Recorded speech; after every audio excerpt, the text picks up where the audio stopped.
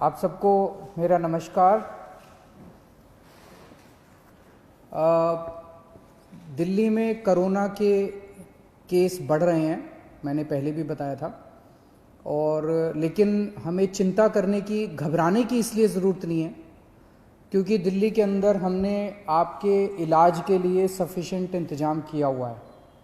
अगर आपके घर में किसी को कोरोना होता है तो हमने इंतज़ाम किया हुआ है कि उसको अस्पताल में बेड मिलेगा।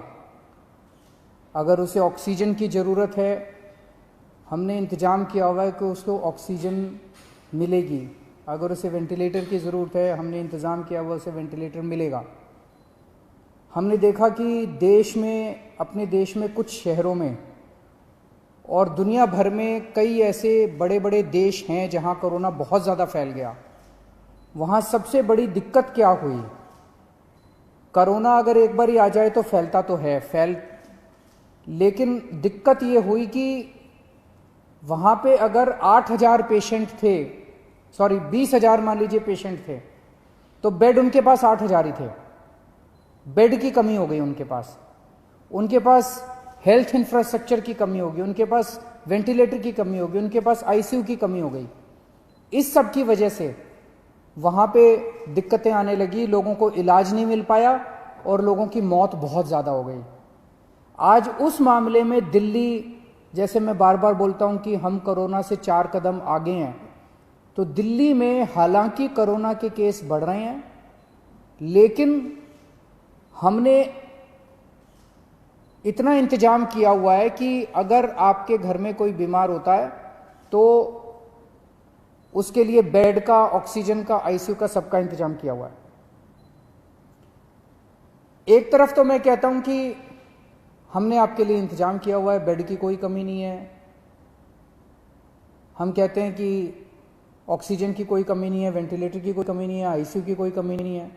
दूसरी तरफ कई बार लोगों के फोन आते हैं, लोगों के मैसेज आते हैं, जी मैं दर दर भटक रहा हूं, मेरे को बेड नहीं मिल रहा, मैं इस अस्पताल में गया, फिर इस अस्पताल में गया, फिर इस अस्पताल में गया, मुझे बेड नहीं मिल रहा।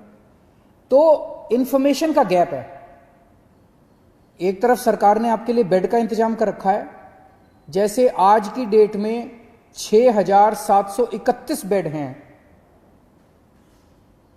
और दिल्ली के अस्पतालों में केवल 2,600 पेशेंट हैं, तो लगभग 4,100 बेड खाली पड़े हैं। 4,100 बेड आज खाली पड़े हैं।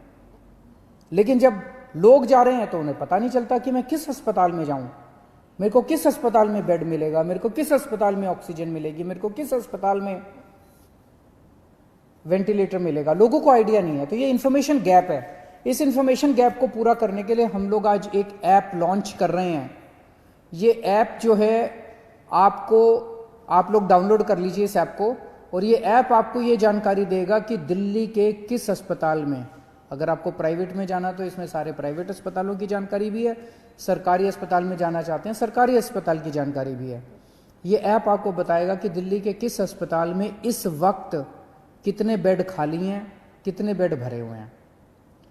और तो ये एक बार ऐप देख लेते हैं ये कैसे काम करता है। अभी आपके सामने ये दिखाएंगे। जैसे जब आप ऐप डाउनलोड करेंगे तो ये ऐप सामने दिखाया उसने कि टोटल बेड कितने थे। फिर उस पर जब आप क्लिक करते हैं तो ये एक अस्पताल की डिटेल आ रही है।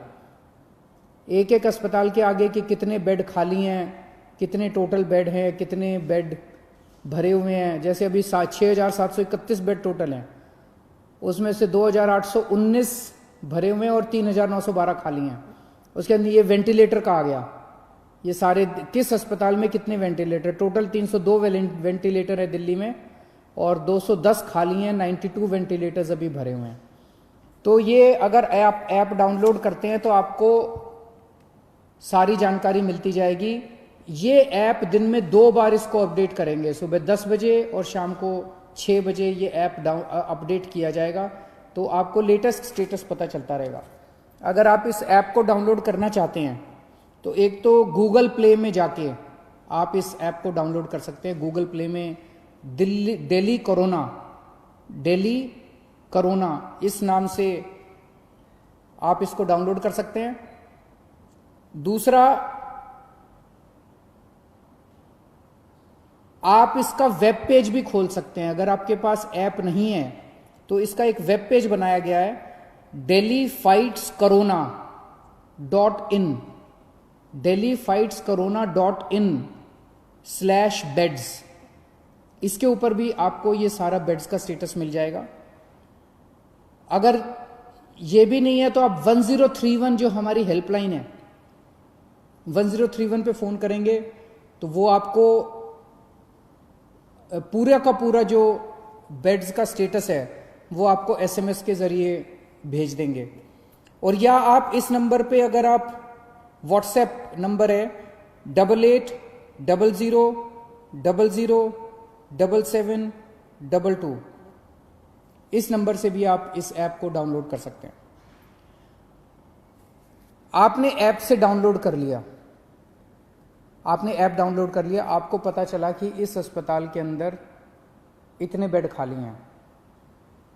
आप उस अस्पताल में गए, ऐप में लिखा है कि इतने बेड खाली हैं, आप उस अस्पताल में गए, अस्पताल ने आपके जाने के बाद आपको एडमिशन देने से मना कर दिया, फिर आप क्या करेंगे? इसका हमने पूरा इंतजाम किया है। आप 1031 पे, वहीं अस्पताल के रिसेप्शन पे बैठ के 1031 पे फ़ोन करना और 1031 पे आप बताना कि मैं अस्पताल में हूँ, ऐप में लिखा हुआ है इसके अस्पताल खाली हैं, ये मुझे एडमिशन नहीं दे रहे। 1031 पे तुरंत हमारे स्पेशल सेक्रेटरी हेल्थ के पास फ़ोन पहुँचेगा और वो स्पेशल सेक्रेटरी हेल्थ उस अस्पताल से बात करके आपको ऑन द स्पॉट मौके पे बेड दिलवाएंगे। इसका पूरा इंतजाम किया हुआ है। लेकिन एक चीज़ का ख्याल रखना, जैसा मैं बार बार बोल रहा हूँ, आज दिल्ली के अंदर 20,000 से ज़्यादा केस हो गए, लेकिन केवल 2600 लोगों को अस्पताल में एडमिट होने की ज़रूरत पड़ी। आज की डेट में भी 6-7 हज़ार लोग अपने घरों के अंदर इलाज कर रहे हैं, उनको अस्पताल आने की ज़रूरत नहीं है। अगर सब लोग अस्पतालों में आने लग गए तो अस्पताल भर जाएंगे। ये मैनेजमेंट करना बहुत ज़रूरी है। तो अगर कोई अस्पताल एनालिसिस करके, डॉक्टर्स एनालिसिस करके आपको ये कहते हैं कि आपको अस्पताल में एडमिट होने की ज़रूरत नहीं है, आप प्लीज़ घर में जाके, घर में अपना, आप माइल्ड हैं या एसिम्टोमेटिक हैं, घर में इलाज करा लीजिए, उनकी बात मान लीजिएगा। वहाँ पे आप ज़बरदस्ती मत कीजिएगा कि बेड आपको दिया जाए। डॉक्टर्स अगर कहते हैं कि आपकी बीमारी सीवियर नहीं है, आपका घर में इलाज हो सकता है, आप घर में इलाज कर लीजिए। और घर में जब जाएंगे तो चिंता मत करना, हमने एक टीम लगाई है, वो दिन में 2 बार 3 बार आपसे बात करेगी, आपके परिवार वालों से बात करेगी, और अगर आप घर में सीरियस हो जाते हैं तो फिर आपके लिए बेड का इंतजाम कर देंगे। तो सब लोग, मुझे लगता है कि ये जो इन्फॉर्मेशन गैप था, जो बहुत बड़ा गैप था, वो खत्म हो जाएगा। आपको क्लिक ऑफ द बटन पे पता चल जाएगा कि किस अस्पताल के अंदर कितने बेड हैं और आपको अब बेड की चिंता करने की ज़रूरत नहीं है। शुक्रिया।